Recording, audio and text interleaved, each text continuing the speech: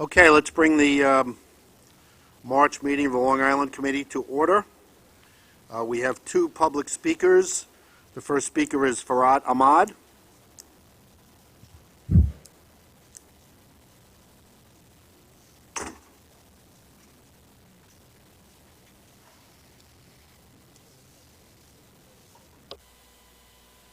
Hello, hi everyone.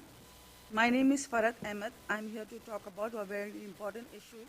The newsstand at the Hicksville train station is shutting down on 31st March due to the construction. My husband and I are the operator of the newsstand since 7 years. Our only source of income is the newsstand located in Hicksville, LIRR. We are one of the many legal immigrants that have been working our level best to earn for our 3 children. My husband and I work very hard to maintain the store. We rise early at 4 a.m. to open the store and close at 1 a.m. We work 7 days a week to succeed in achieving our American dreams like any other immigrant. 6 years back, we bought a house in Hicksville, which comes with many years of mortgage to pay. Our daughter attends college and does not get any financial help from the state and has at least 5 years to complete her degree to become a physical therapist.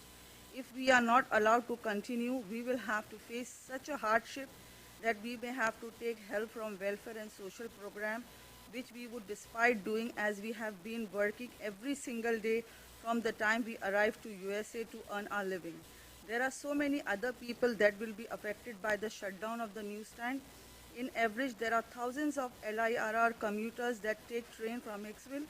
The reason of the newsstand is open to make the traveling passengers of train life easier. We open the newsstand to provide for the needs of the commuters. Passengers stop at our store for many reasons, including newspaper, coffee, soft drink, juice, chips, magazine, gum, health and beauty aids, lotto, and many more items. They rely on us to give them great customer service with a smile. It is for their convenience to have 2 stores. The passengers feel safe having the store open at late hours, which prevent incidents from occurring and assure safety. While closing 2 stores at the Hicksville train station, LIRR will be losing a revenue over $120,000 a year, which will be a loss for all. In conclusion, we plead and request to give us small space inside the waiting area, the empty booth located near the taxi stand. Allow us to own one of the 2 taxi booths near the escalator or a trailer. Please take our request in consideration. We appreciate any help you can give us. Thank you. Thank you very much. We will make sure the railroad looks into the issue and sees what we can do. Thank you. Mr. Chairman, Yes, sir. could I ask for a brief factual update of that situation? That does not have to be right now, but I would be I would very agree. interested in following that, please. Yeah, the Hicksville train station is undergoing a renovation. It's a reconstruction of the station in its entirety. I don't know the details of the lease cancellation because MTA handles that. We'll check with them, but I assume it's associated with the reconstruction of the station. What is the timing of the closure of this newsstand? Is it imminent? Well, could you get back to me this week? Because if it's imminent, I think we need to look into it. You know, I'm happy to receive the information today. I think we have to protect small Yes, I agree. businesses, and I I'm would violating my rule of responding to public comment, but rules are made to sometimes be broken from time to time. I'm very interested in this situation. So I'd like an update today. Rules are made to be flexible in certain circumstances. There you go. That's appropriate. We will get back to you shortly. Mr. Bowden?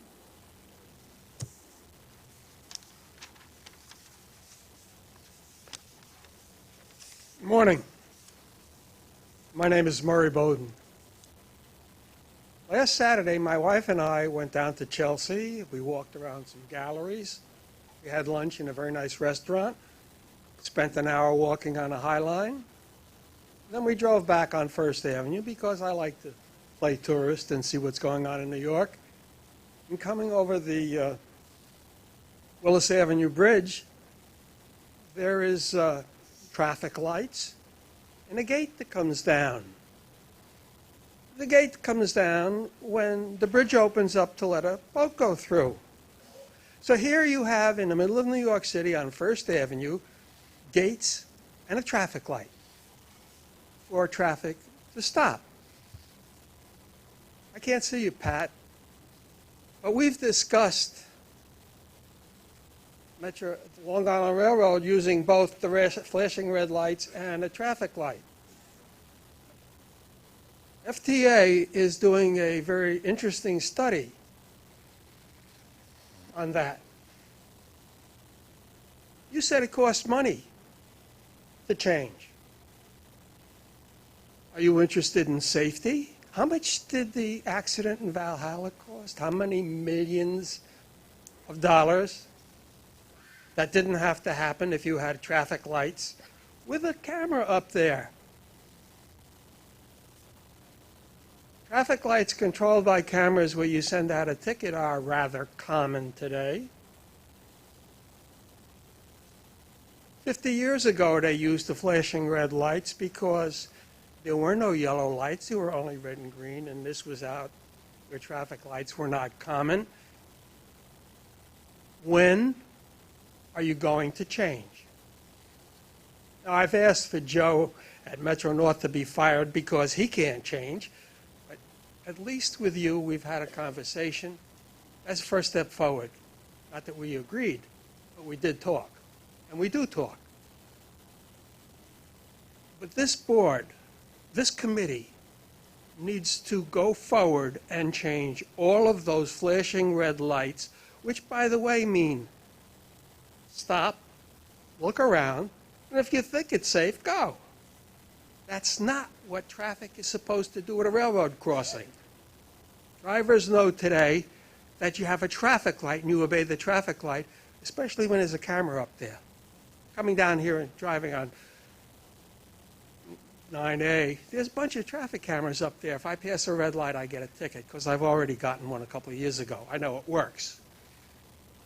So if you're interested in safety, and if you're interested in saving money, then you begin the process at the most important stations to take out those flashing red lights and put in traffic lights. Now, I know that you don't have a conversation here between us and you, but when you get back there, it is this committee's responsibility to get the answer why you're not using traffic lights and why you're using a 50-year-old technology that has no business being in place today. Newark, New Jersey has hundreds of light rails controlled by traffic light. Boston, Massachusetts has hundreds of that's a railroad car that weighs less, but it's a railroad car controlled by traffic lights. So does Atlanta. So does Denver. Why doesn't the Long Island have it that way? Because you're not doing your job, and if you can't do your job and you've been on this board too long, then it's time somebody else comes on this board. Thank you very much. I will say that this issue has been raised at the Safety Committee on a number of occasions, and we're waiting for a report back from the Safety Committee with their discussions with FRA on the matter. And there are... You wait and kill people? Well, don't you know how to act more quickly? This is a world of flexibility. Things happen quickly now. We don't wait 2 years anymore. There are also places on Long Island where they are done by traffic light already. I know I pass one all the time. Well, the one in East Hampton has both traffic lights in the other. There are other places. Get rid of the red lights. I understand. We're working on it. I have the approval of the minutes for February 22nd. So moved. Seconded. All in favor? Okay. Pat, are there any changes to the work plan? No changes to the work plan. No changes to the work plan, and it's your turn. Okay, just a couple items to mention this month, and I'll start out with Good Friday is coming up this week, and as is traditional on the Long Island Railroad, we will add extra early afternoon service on Good Friday for people that are leaving work early. 2 Fridays after that, on April the 8th, we have the opening day of the Mets, and As you know, that station is served by our Mets Willis Point station. The station obviously will be reopened, and we will be providing opening day service to the Mets and to all games during the year. Another item worth mentioning is the Barclays Center. The Barclays Center, as you know, the Islanders moved there this year. And I'm happy to report that of their gate for games, approximately 40% of their gate arrives on the Long Island Railroad. So we get a significant portion of that. And obviously, because they moved out of the Nassau Coliseum, that's part of it. But with the end of the season nearing and the playoffs coming up, we hope to continue to draw well with the Islanders. There's been a change to our mail-and ride program in that you now are able to use 2 credit cards. And the natural question is, well, why do I need 2 credit cards when I can pay with 1? Because many people use the transit benefit program with their employer. And that benefit program actually comes with a credit card that pays a portion of the cost, and the other portion of the cost you want to pay with your own private credit card. The software couldn't do that in the past. Now you can do that. You can indicate what amounts would come out of each and pay for your tickets that way. So it's a good update to the program and more friendly to our people that currently use the transit benefit program with their employers. And final item I'm going to mention is ridership. And, you know, it seems like something I've mentioned virtually every month since I've been here, but ridership continues to do well. For the months of January and February, we're up 4.5% this year over last year. Last year's ridership wasn't great because last year's winter was a little more severe than this year's winter, but any numbers that good, 4.5% is a very nice increase. So the positive trend has been continuing in terms of our ridership. And that's the extent of my comments. Any questions on any of those items? It takes us to go to Brooklyn to go from 0 to 40% to Islander games by the Long Island Railroad. It shows you where the Nassau Coliseum is located in that context, which is impossible to get to by the train. But we'll leave that for another discussion. We've had that discussion many times. Safety? Good morning. We're reporting on our safety performance through the end of January of this year, and that report can be found on page 82 of your book. I'm happy to report that our customer accident rate is down over 5%, and our employee lost time injury rate is also down over 13%. Our grade crossing incidents are up. The majority of those incidents are cars going around the crossing protection. For the C3RS initiative, we received 10 new reports in the month of January of this year. 6 of those reports were reviewed by the PRT, and those 6 did indeed meet the program criteria. The PRT is working on 6 recommendations as a result of the reports they received in 2015 and 2016. As far as grade crossings, broken gates, we had 9 incidents in January. The police stationed 63 details. As a result of those details, 127 summonses were issued, 108 warnings were issued, and our partnership with the MTA Police, we reached over 8,700 participants through our Tracks and Operation Lifesaver programs in the month of January. Any questions on Chuck? You indicated, I believe, that there continue to be a significant number of cars that try and go around the grade crossings. I have a couple of questions in that regard. One, to what extent do we have cameras, something I normally hate inside public areas? What extent do we have cameras that will capture the license plate of those cars so that appropriate action can be taken?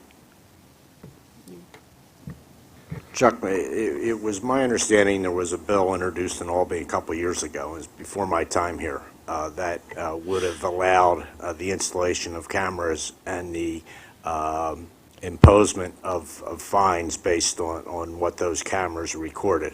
And that bill was not approved. What we have done since my arrival is I've directed our team to, whenever we're doing improvements at a crossing, that as part of those improvements, we will install a camera. That will not result in fines or anything like that because the bill was not passed, but the bill didn't say we couldn't put up cameras. So it is my intent on a case-by-case basis as part of improvements to install cameras at those crossings. And for example, we have a signal project right now that's working between Spionk and Montauk. And that project would include, obviously, upgrade of the grade crossing equipment. We have a second track project between Farmingdale and Ronkonkoma that will improve those grade crossings. So all of those projects, when they're complete, we will install cameras at. And I congratulate you for that, I really do. But I wonder, since the legislative action that is required would relate more to the issue of fines and penalties rather than precluding us from installing them, would you take a look at what it would cost to install them across the board at grade crossings and couple them until the legislature gets to focus on it, and I will call it to the attention of Senator Flanagan and to the Speaker, to the extent we can capture those license plates, at least warn the person involved that they have been caught doing this with a show copy to the Department of Motor Vehicles. Seems to me we can do that without any authorization by the legislature until such time it gets around. The reason I focus on this is these become tragedies not just for the individual who gets nailed, but it is a tragedy for the people on the cars, as we saw in Valhalla and the like. And if the cost is not totally prohibitive, this is one example of where cameras can serve, in my view at least, a useful purpose. Agreed.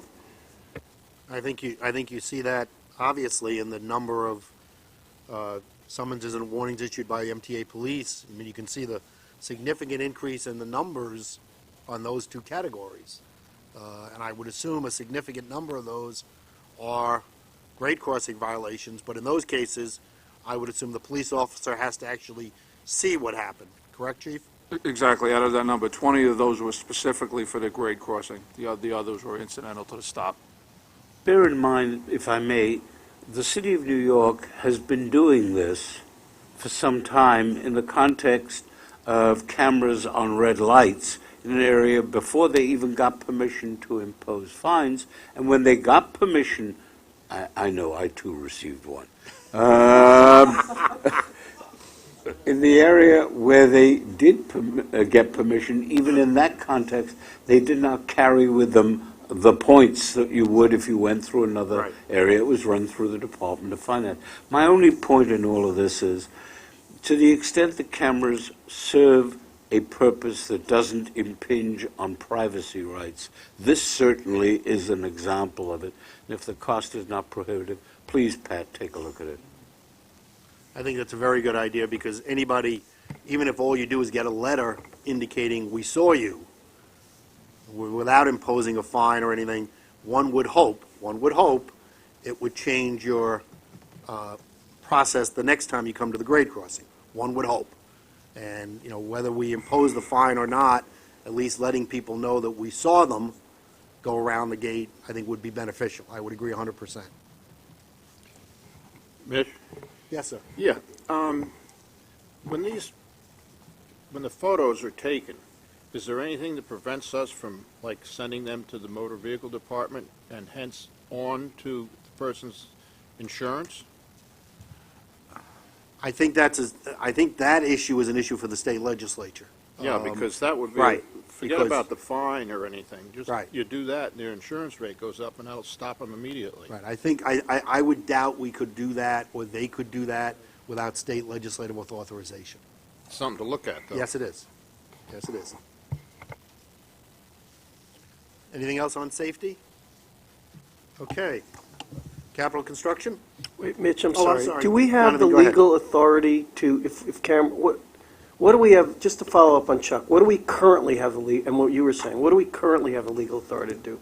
Well, I I'm would just trying to see assume- what do we need to, what Yeah. we can do without going back to Albany. I would assume, we most likely have the legal authority to put cameras up on our property, which is basically what we're doing. We're putting a camera up on our property. And to look at the picture. What happens beyond that, my assumption is it would be up to the state legislature, just as it was in relation to the fines and penalties and what could happen when you go through a camera at a traffic light. The state legislature not only had to authorize what could happen, they authorized how many cameras there were in various localities. So I would assume what we can do with the picture is to some degree dependent upon state legislative authority.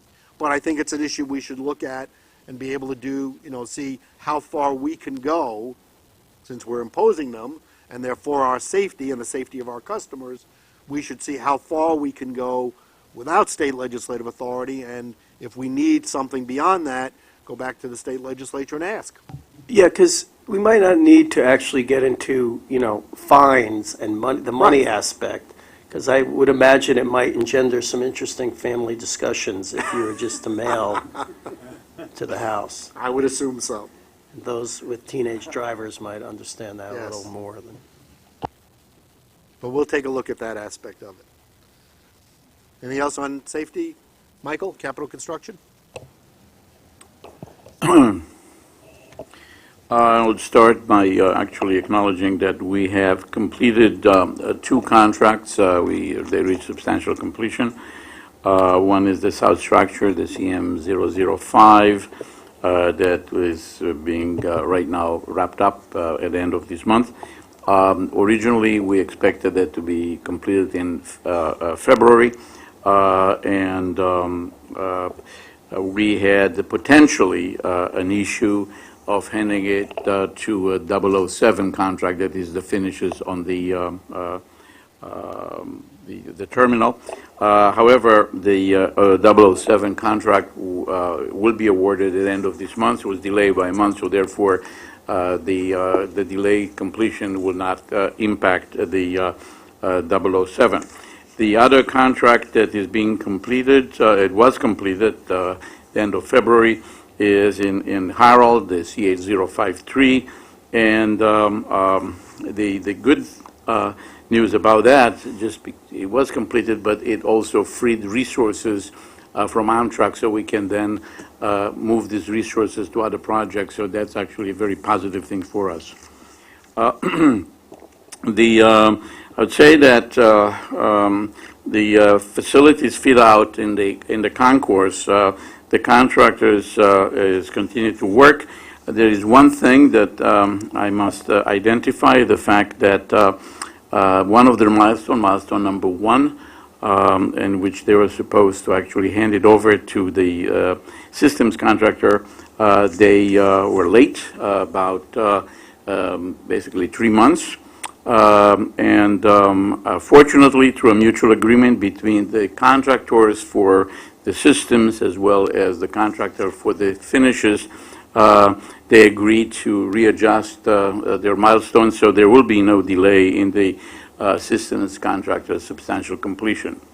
The additional work that is continuing right now on the north structures, that again, by the time this is the contractor that completes the work from the tunnels in the underground center all the way to Queens, and that's continuing and is moving on. One of the things that I would like to mention that the contract 57A, that is the excavation of the tunnel pit for the west bypass for Amtrak, commenced, and right now we expect that the dewatering system has reached the required level, so we'll be able to start excavation. We expect to advertise the Tunnel A cut and cover, and it's planned for the end of this month. Basically,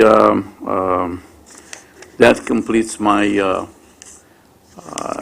my report for the East Side Access. Any questions for Michael? Thank you, Michael. Chief, police report? Good morning. For the month of February, Long Island Railroad had 7 incidents compared to 9 last year. Year-to-date, we have 16 compared to 19. 2 of those incidents were robberies. Both of those were forced issues, and an arrest was made on both of those instances. I mentioned St. Patty's Day on Metro North meeting. For the Long Island Railroad side, we had 4 arrests, 7 summonses, and 7 aideds. And we are also continuing our quality of life initiative at Penn Station. We issued 104 summonses at Penn Station during the month of February, as well as providing shelter for 135 individuals, and 4 people were sent to the hospital. Quick note of self-promotion, on March 3rd, the MTA PD received accreditation from the New York State Division of Criminal Justice. This was after successfully completing an assessment of 138 standards and procedures. We've been working on this for about 18 months now, and I just want to congratulate the members of the team from the MTA PD, led by Chief Tom Dunn, who set up an accreditation team and successfully completed those standards. It makes us the 4th largest police department in New York State to be accredited. Just wanted to, a little self-promotion. Any questions? Richly deserved. Thank you very much, Thank you. Chief, to you and all your personnel. Any questions for the chief? Okay. Information items, Pat?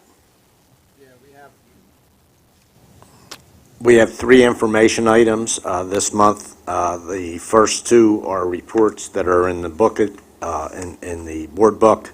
One is the annual strategic investment and planning study, and the second is the annual elevator and escalator report. I'll be happy to take any questions anybody may have about those reports. Any questions? Ira? Yeah, on the strategic investments, on in signals it said centralized train control, and I just wonder if you could give me a brief update on the progress of that, because I noticed it's also in the delayed sheets in the capital program report. Yeah, as you know, I've made that a priority and have mentioned it numerous times here. But given where we were, it is not something that is fully included in the 15 to 19 program. It advances, but it will not be completed in that program. So it's going to have to be the next program that actually tries to bring that to completion. That said, I'm doing everything we can to continue to advance and get as much information and as much centralized as possible so that can happen. Another Go right ahead. A question about the Jamaica capacity improvements. I think there's an award, there's an announcement of an award in the book. This included the most difficult thing for people, I think, is the Brooklyn service. And I was just wondering, I know there was a change order in the design, it was a year or 2 ago I noticed. I never really asked about it, but I'm asking now about maybe changing the configuration somewhat to allow for more through Brooklyn service, especially off-peak. And I'm just wondering if that's still open or what can be done with that. I would have to look. Off the top of my head, I don't know the answer to that All right, question. I appreciate that, because that's especially with Barclays, it's something that I think is important, especially to Brooklyn. And what I'd love to see is the numbers presently. How many people actually ride through to Brooklyn on our trains? From, I guess it's mostly Long Beach and Rockaway. I think of the train, usually the trains that wind up in Brooklyn. It's Hempstead and Rockaway. And Rockaway, okay. Yeah, it'd be good to see how many people actually ride. How many people are losing? Because I never saw numbers on that. How many people are losing their 1-seat ride to Brooklyn?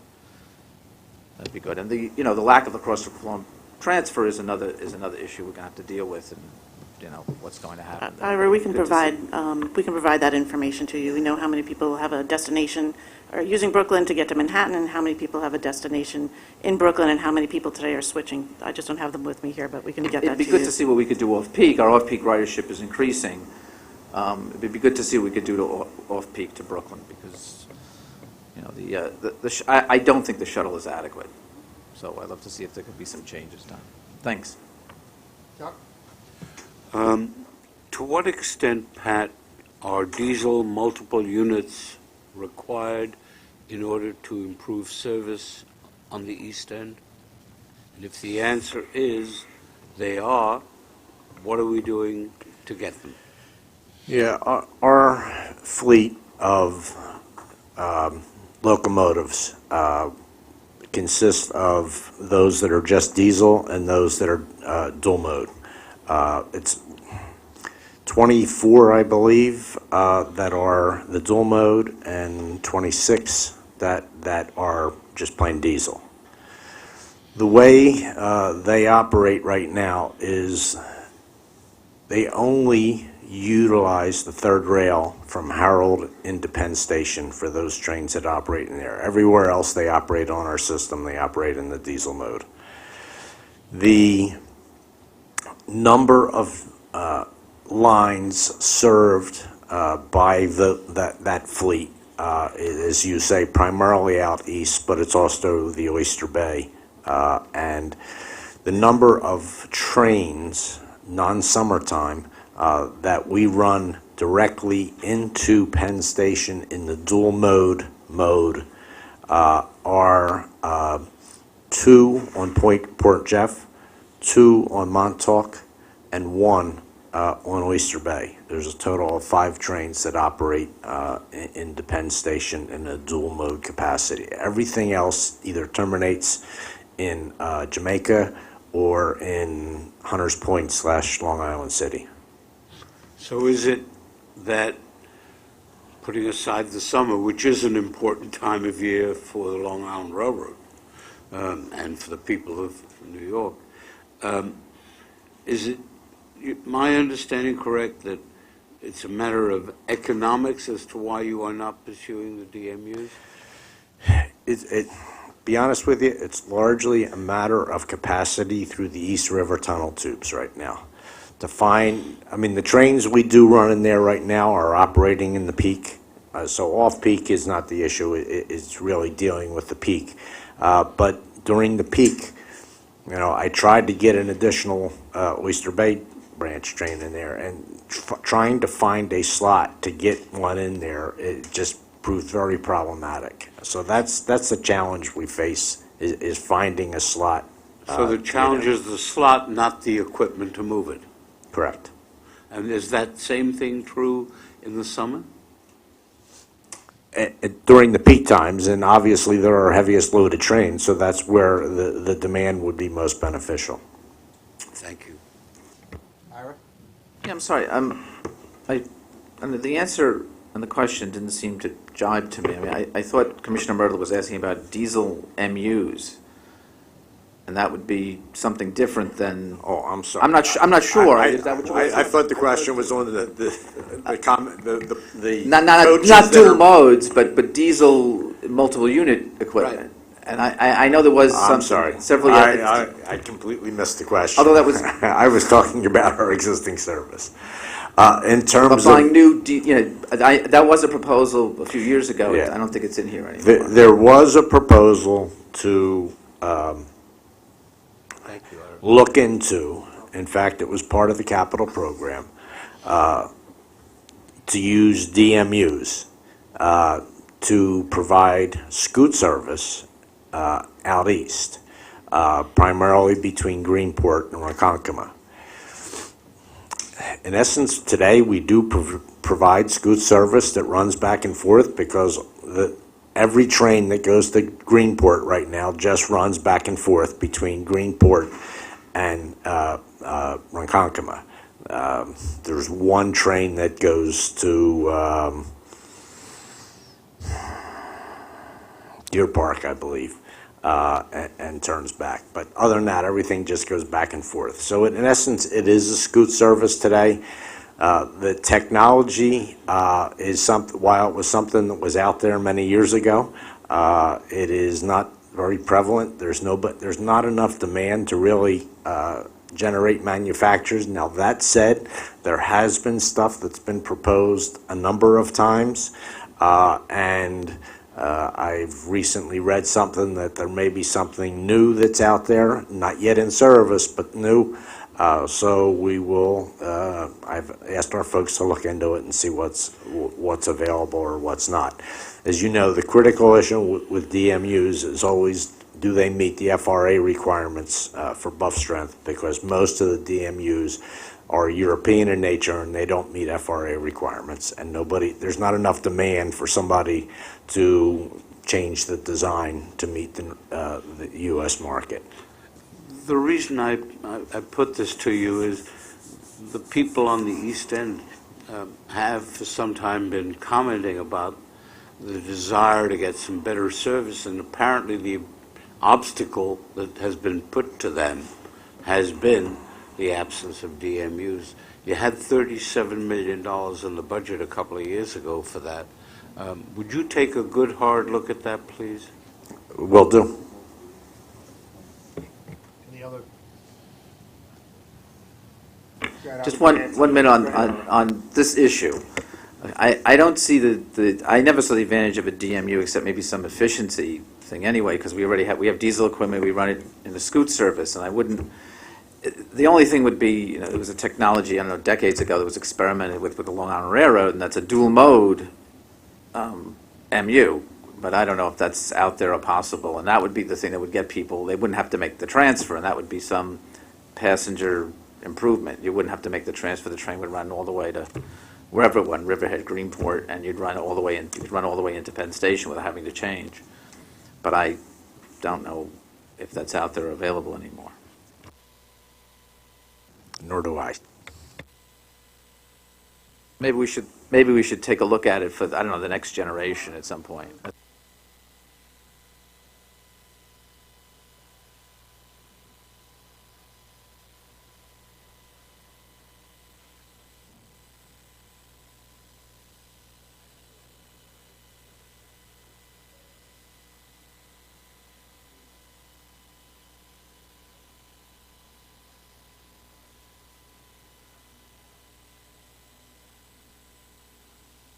To the people in that capacity.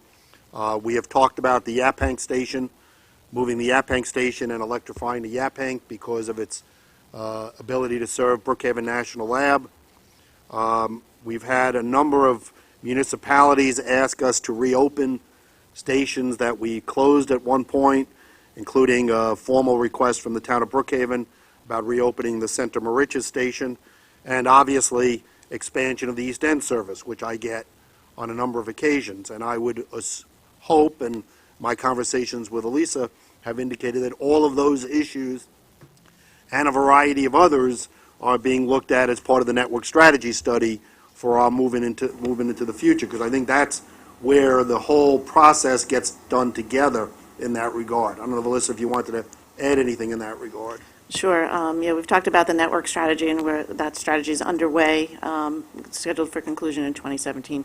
But as Mitch said, we are looking at the railroad in the future year in the post-East Side Access era. We're looking at ridership and trends and overall system needs, both state of good repair and expansion needs. So there's going to be a comprehensive study, and everything that Mitch mentioned is on the table. We're acutely aware of the desire for more service on the East End, and we're looking at that specifically as well.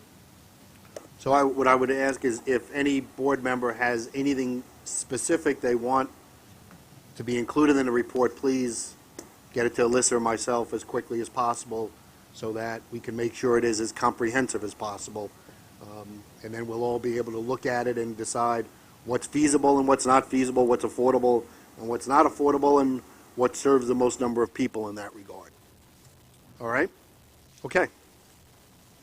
Any other questions on either the elevator escalator report or the track work program schedule changes? Pat, did you want to add anything else on any of those? No, I hadn't mentioned the track work, so I was going to Okay, go mention. ahead. So thank you for doing it for me. Go right ahead.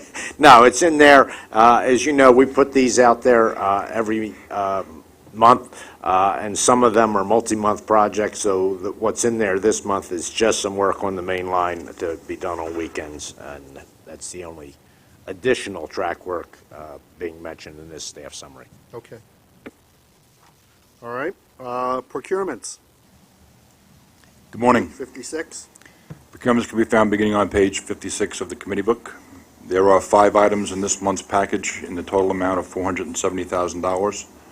There's 1 item in the non-competitive section in the amount of $419,000, 3 items in the competitive section, and 1 item in the ratification section in the amount of $50,178.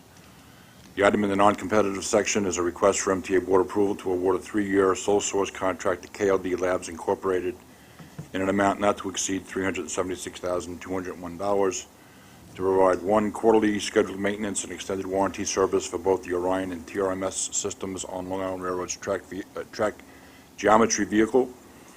2, to furnish and install upgrades to the TRMS system to allow for measurement of the third rail and center of track temperature. And 3, to provide spare parts and labor for items not covered by warranty service. KLD is the original equipment manufacturer of the Orion and TRMS subsystems, which are proprietary, and they are the only known responsible source for these services.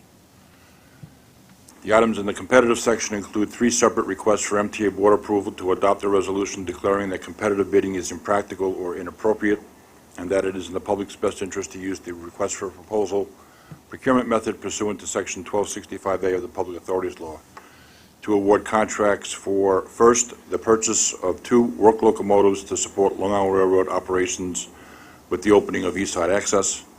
Second, for the purchase of 160 East Side Access designated M9A rail cars. And third and last, for a design-build construction contract to replace the Post Avenue Bridge on Long Island Railroad's main line in the village of Westbury. The item in the ratification section is a request for MTA Board ratification of a miscellaneous service contract in the amount of $50,178 to Advanced Relocation and Storage, Inc. for the moving services required to relocate Long Island Railroad's Procurement and Logistics Department from Sutphin Boulevard in Jamaica to 347 Madison Avenue in New York. These items are submitted for your consideration and vote. Any questions on any of these items? Chuck? Before I go to the one that I have a number of questions on, which is the item on page 66, you indicated on one of the contracts that there was a proprietary feature by the OEM, and that was a factor in determining to award that contract. Am I stating that correctly? Correct. Do you have in place any efforts in future procurements to limit, if not eliminate, the existence of proprietary features so that you can buy off the shelf or that you can make the contracts open for competitive bidding? We do that as often as we possibly can. As you know, on the M9 car procurement, we did that where we installed language in there requiring a certain percentage of the parts to be cuts off the shelf parts so that we wouldn't have be in these situations. Every procurement that we go through where we have any expectation or anticipation that there's competition, we are, especially when we're replacing systems, if we can do that where there's an opportunity to engage competition to keep us out of the situation, we certainly do that. Okay, thank you. If I may, I'd like to go to the request to move something from a request to a request for proposal, which is on page 66. First, will this proposal to acquire be open to people who had no role, to companies that had no role in the fabrication of the M9? You're talking about the request to use the RP process for the M9As. Yep. As you remember, we did a significant outreach for the M9 car procurement.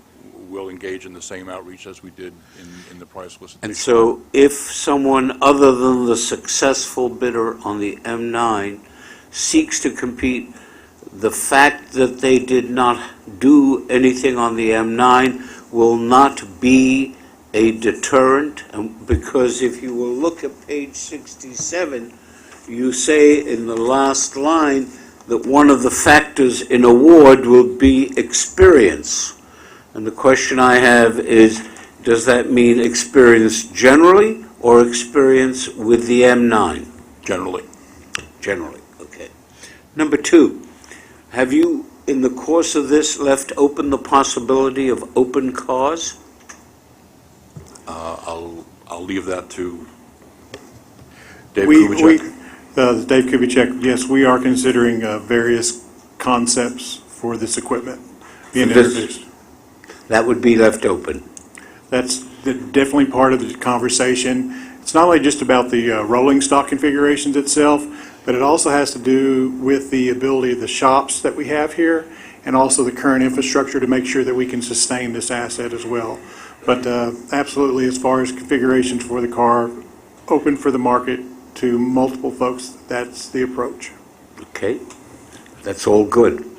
Number three, in the course of considering which company to give the award to, will consideration be given to the fact that two companies have had virtually every contract for the last 25 to 30 years, and that even China Rail, rather than competing, is rumored to be joining with one of those to advance that bid? Will that be a factor to be considered?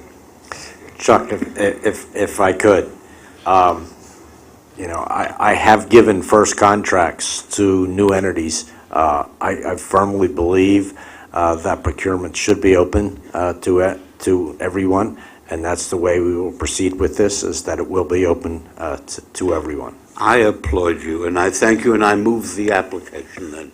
Jonathan? I share some of the sentiments just expressed, but I also want to make sure that we make a special effort to reach out for whatever new ideas are in the marketplace, and that we don't restrict or constrict our questions or our process to just perpetuate what we've been doing, but that we reach out and let the private sector tell us what innovations or changes are in this area. I also have, in my final comment, want to make sure that we do whatever we can that's permissible to maximize the jobs in the state of New York. In terms of the innovations, we absolutely are open and willing to consider anything. So that's not an issue. In terms of jobs to New York, what differs with the M9 procurement versus the M9A procurement that's before you now is this is funded with federal dollars, and we must comply with federal Buy America requirements, which prohibit state preference. Hence my use of the word what's permissible. However, there are things that are permissible, and there are things we can do to encourage it one fashion or another, even if it's just for information. If they have to divulge that, that will put some subtle pressure, or maybe not so subtle, but it'll be interesting to see. Does Buy America preclude foreign companies from bidding? No. Okay. There are certain percentages of Yeah. work that has to be You have accommodated. 65% of the content of the car, the value dollars of the car must be made in the U.S. Thank you. Right. Ira? Oh, Jonathan, are you done? I'm sorry. Well, yeah, I had one last. Go ahead. When you construct and actually draft the RFP and come up with the list, do we have outside consultants helping with that, or is that done solely in-house? We use outside consultants. And who would that be in this instance? Is there a list? LT Clutter. Are they on board already for this? We have LTK, we have LTK. and some other firms that are on bench strength of this. Okay, when you start doing that, I hope you have an eye towards those firms that would share the notions of innovation and openness, and also with an eye toward New York. Ira, did you have something? Yeah, on the M9A, I'm sure this is what you're considering, but I want to make sure it's said for the record that one of the priorities we should have is trying to increase capacity as much as we can. And the equipment, the size of the cabs reduces capacity, the size of the bathrooms have reduced capacity on the M7. So we want to really, I think when we look to design, that should be something that we ask people to look at. I appreciate that. Agreed, that's a goal. Oh, on the two locomotive contract, the two locomotives for East Side Access, do we right now have work locomotives we use for rescue in the Penn Station tubes? That's true, isn't it? Well, we have equipment that we work through logistically with Amtrak. Okay, so we don't have, at one time we did. We do have engines, but typically Amtrak is closer. Okay. The engines that are being discussed here are going to be pretty much exclusively for the East Side Access area, so their profile is very unique and much smaller than what we have right now. Okay, I understand. And are they, and I assume they're going to be the most efficient and least polluting possible? Yes, this requirement here for these engines, because of the air quality underground with the design and such, it's going to be a very complex procurement for these two pieces of equipment to fit into the tunnel, not only just from a physical characteristic, but also from an environmental perspective.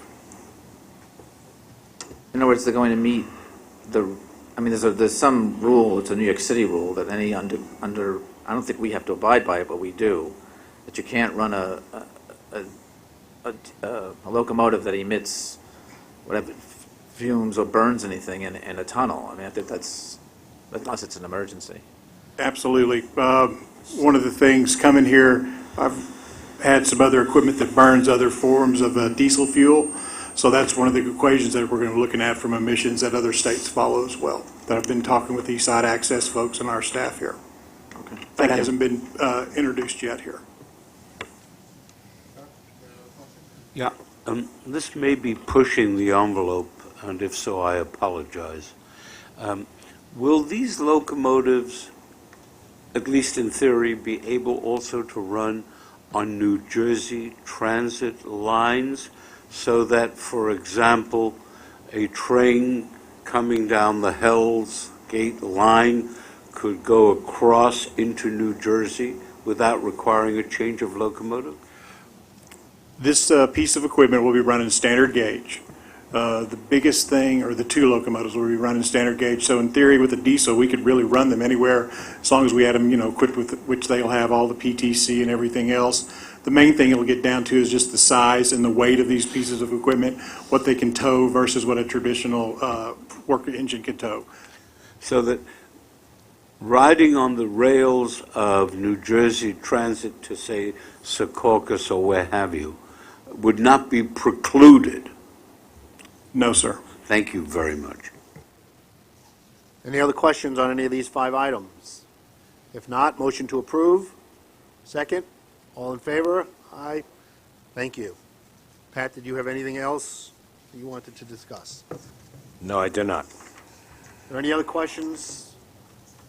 Yes, Jonathan, go ahead. I was just wondering if Pat could comment on the on-time performance for the month, which I guess outside of February 1st and 2nd was a relatively good weather month for the winter.